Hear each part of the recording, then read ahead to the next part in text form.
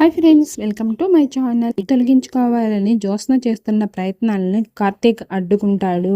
దీప ఎవరో కాదు, దశరథ సుమిత్రల సొంత కూతురే అని చెప్పి జ్యోత్స్న నోటే చెప్పిస్తున్న కార్తీక్. అది ఎలా జరిగింది, ఏం చేశాడు కార్తీక్, ఎందుకు జ్యోత్స్న నిజం చెప్పేసింది అనేది ఈ వీడియోలో తెలుసుకుందాము. ఈ వీడియోనైతే మీరు ఎక్కడ అయితే స్కిప్ చేయకుండా చూడండి. ఇక జ్యోత్స్న చాలా కుట్రలు అయితే చేస్తుంది. నూనె పోసి దీపని పడేయాలని చూస్తుంది, దీపని చంపేయాలని, అడ్డు తొలగించుకోవాలని చాలా కుట్రలు అయితే చేస్తుంది. అవన్నీ కూడా కార్తీక్ అయితే పసిగట్టి అలా కాకుండా అయితే చేస్తాడు. కానీ కార్తీక్ అయితే బాగా ఆలోచిస్తాడు.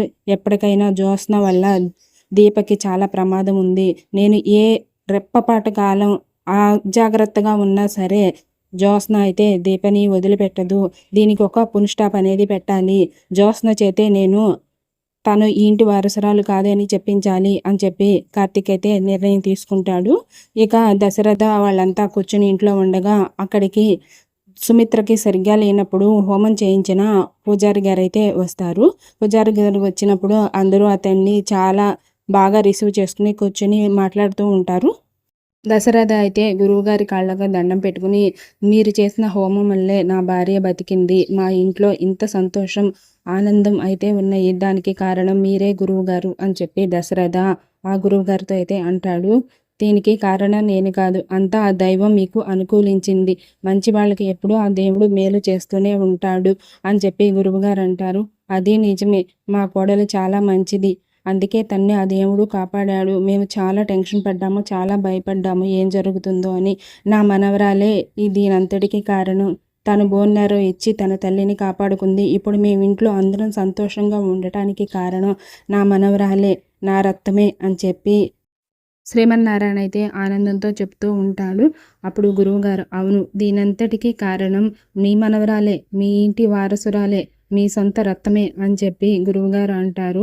అప్పుడు దశరథ అయితే మనసులో, అవును, దీనికి కారణం అంతా దీపే, నా కన్న కూతురే, నా కన్న కూతురు వల్లే ఈ ఇంట్లో ఇంత సంతోషం ఆనందం ఉంది. తన రుణం అయితే మేము ఈ జన్మలో తీర్చుకోలేము, అయినా తను నా కూతురు అని ఇప్పటికీ చెప్పుకోలేకపోతున్నాను, అదే నాకు చాలా బాధగా ఉంది అని చెప్పి అనుకుంటాడు మనసులో దశరథ. అప్పుడు గురువుగారు, దీనికి అంతటికీ కారణమైన మీ ఇంటి వారసురాలికి ఒక పూజ ఉంది, మీకు మర్చిపోయారా శ్రీమన్నారాయణ గారు అని చెప్పి అనటంతో, పూజ పూజ ఏంటి అని అనటంతో, ఇప్పుడు ఇలాంటి గండం గడిచింది కదా, మీ తాత ముత్తాతల నుంచి మీ ఇంట్లో ఒక వజ్రాల హారం ఉంది, ఆ వజ్రాల హారం ఇన్ని సంవత్సరాలకి వచ్చే అమ్మవారికి వేసి మీ ఇంటి వారసురాలతో హారతి ఇప్పించాలి అని చెప్పి అంటాడు. అవును కదూ, నేను ఆ విషయం మర్చేనే పోయాను. హారం ఏంటి నాన్నగారు అని దశరథ అడగగానే, మనకి ఒక వంశాచారం ఉంది, మన ఇంట్లో ఎవరికైనా గండం గడిచితే ఆ వజ్రాల హారం అమ్మవారికి, కొండపల్లిలో ఉన్న అమ్మవారికి వేసి ఇంటి వారసురాల చేత హారతి ఇప్పించాలి అని చెప్పి దశరథ అయితే అంటాడు.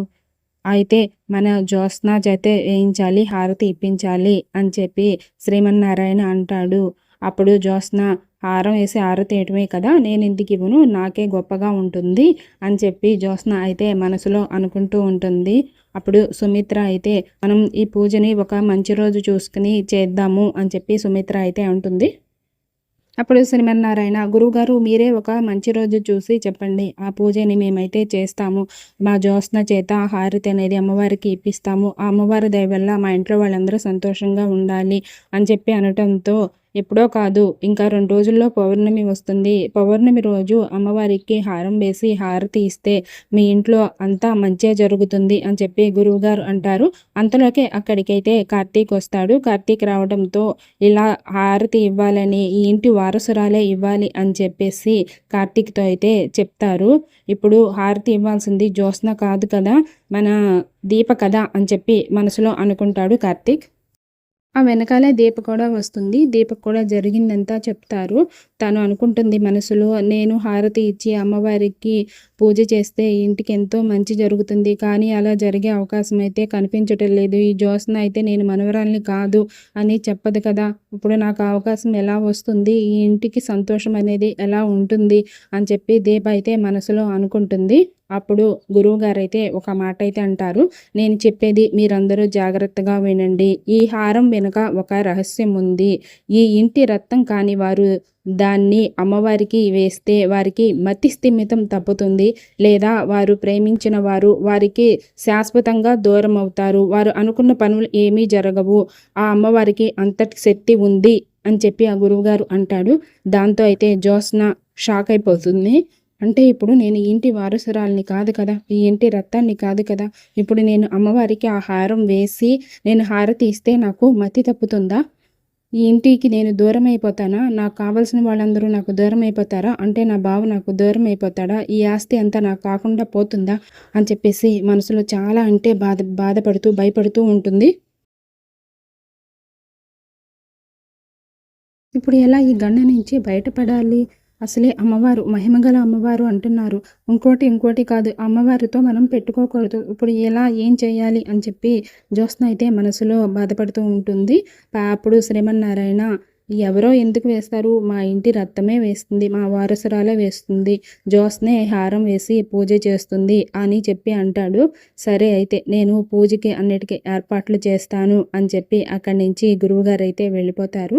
గురువుగారు వెళ్ళిపోయిన తర్వాత కార్తీక్ అయితే ఇప్పుడు ఏం చేస్తావో చెయ్యి జ్యోత్స్న అని చెప్పి మనసులో అనుకుంటాడు. ఇప్పుడు దీప అయితే నువ్వు ఏం చేస్తావో, ఎలా నా చేత హారం వేయించుతావు, లేకపోతే నువ్వే వేస్తావా, నువ్వు వారసురాలివి కాదని బయటకు పెడతావా అని చెప్పి అనుకుంటారు మనసులో.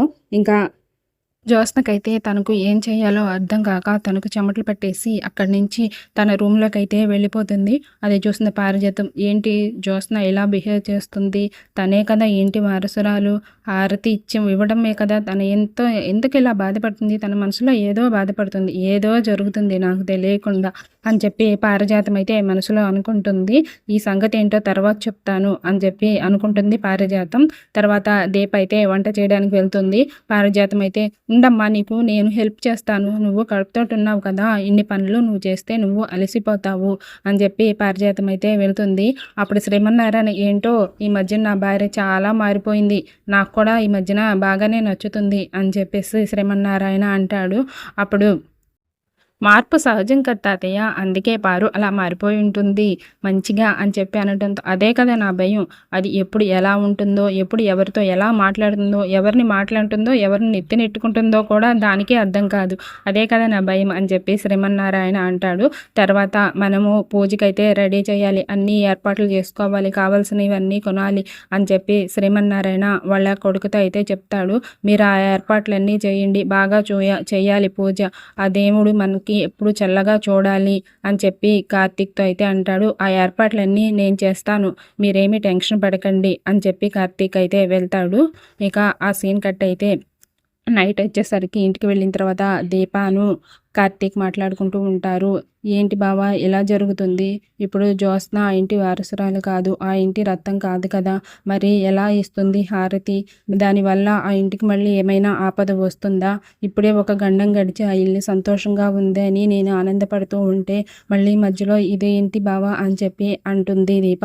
అప్పుడు కార్తీక్ నువ్వు ఏమి టెన్షన్ పడకు దీప, నువ్వేం టెన్షన్ పడకు, ఏం జరగాలో అదే జరుగుతుంది, ఎలా జరగాలనేది నేనే రాస్తాను అని చెప్పి కార్తీక్ అయితే అంటాడు. ఏంటి బావా నువ్వు మాట్లాడేది అంటే, ఇప్పుడు చెప్తున్నాను విను, జ్యోత్స్న ఆట కట్టే సమయం అయితే వచ్చేసింది, తను ఈ ఇంటి వారసురాల్ని కాదు అని తన నోటే చెప్పిస్తాను అని చెప్పి కార్తీక్ అంటాడు. నువ్వు చెప్పిస్తావా అంటే అని చెప్పి దీప అంటుంది. ఇప్పుడు ఆ గురువుగారు వచ్చి చెప్పింది నేను చెప్పమన్నట్టే చెప్పారు, ఇప్పుడు తను చచ్చినట్లుగా ఈ ఇంటి వారసురాలు నేను కాదు అని తన నోటితోనే చెప్తుంది. ఎందుకంటే తనకి మతి స్థిమితం పోతుంది, లేదా తనకి ఇష్టమైనవన్నీ దూరం అవుతాయి అని చెప్పి చెప్పారు కాబట్టి తను ఖచ్చితంగా ఈ ఇంటి వారసురాలు నేను కాదు అని ఒప్పుకోక తప్పదు అని చెప్పి కార్తీక్ అంటాడు.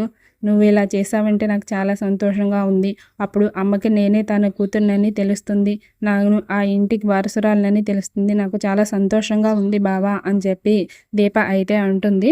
ఇంకా రోజులు గడుస్తాయి, పూజ టైం అయితే దగ్గరకు వస్తుంది, అందరూ పూజకి ఏర్పాట్లు అయితే చేస్తారు.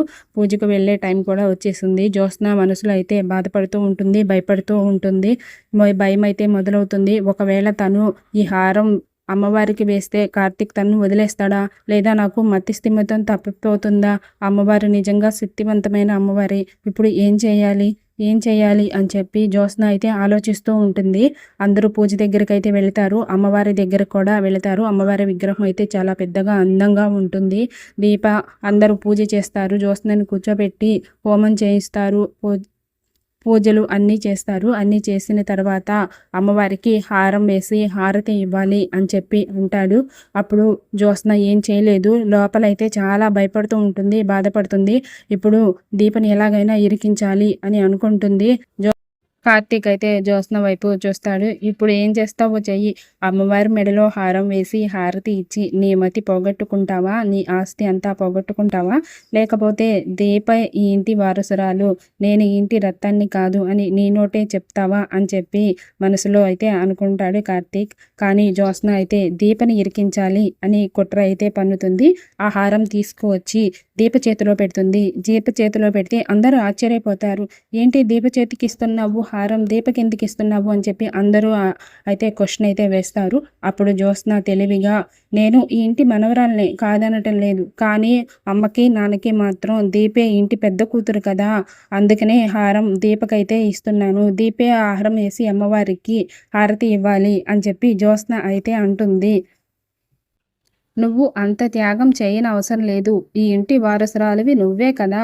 నువ్వే ఈ హారం అమ్మవారి మెడలో వేసి హారతి అనేది ఇవ్వు. ఈ దీపకి ఇంటికి సంబంధం లేదని నిరూపించు అని చెప్పి కార్తీక్ అయితే అంటాడు. అక్కడున్న గురువు గారు, మనం అనుకోవడం వేరు, ఆ ఇంటి రక్తం వేరు. నువ్వే ఈ ఇంటి మనవరాలివి కాబట్టి నువ్వే ఆ అమ్మవారికి హారం వేసి హారతి ఇవ్వాలి అని చెప్పి గురువు గారైతే చెప్తాడు.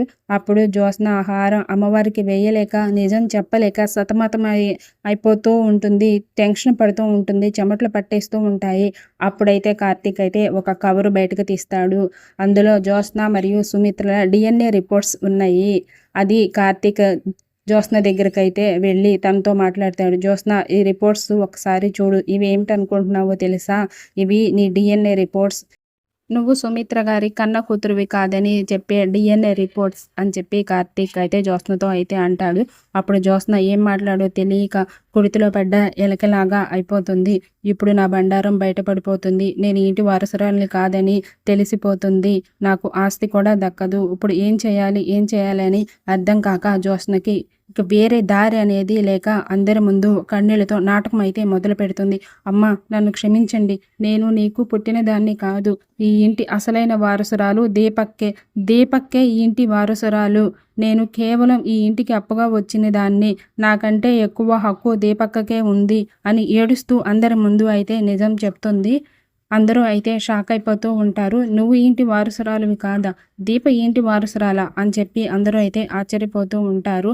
జ్యోత్స్న అయితే నేను ఇంటి మనవరాల్ని కాదు. దీపే దశరథ సుమిత్రల కన్న కూతురు. అంతేకాదు తనే అమ్మకి బోన్ నేరో ఇచ్చి తనని కాపాడుకుంది దీపక్కే, నేను కాదు అని చెప్పి జ్యోత్స్న అయితే నిజమైతే ఒప్పుకుంటుంది.